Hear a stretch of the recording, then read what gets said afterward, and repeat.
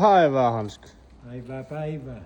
Minkälaista olisi tänään? No tässä muistelen sitä, että Savemmaltahan on tätä kakkoslaadun umpisolumuovia myyty 80-luvun alusta lähtien. Ja solumuovihan on siitä erikoinen niin kuin routaeristeenäkin, että tämähän ei ime vettä. Tämä ei murennu, tätä on helppo leikata, työstää, taivutella.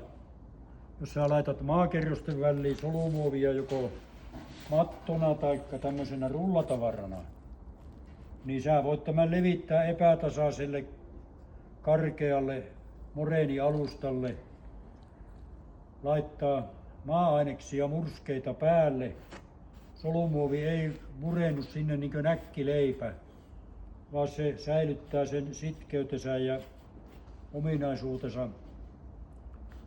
Tietysti jos ihan kovin karkeita kiviä, niin meneehän se siitä läpi, mutta pääasiassa kuitenkin jopa tapauksissa, että kun on pitänyt purkaa esimerkiksi piha-alueelta alue, mihin on käytetty routaeristettä, niin taitava kaivurimies ottaa siitä sen maakerroksen pois ja nämä solumuovimatot voi nostella sieltä ylös ja laittaa takaisin sinne samaan paikkaan, mistä piti esimerkiksi putkivaurio korjata vesijohtojärjestelmistä.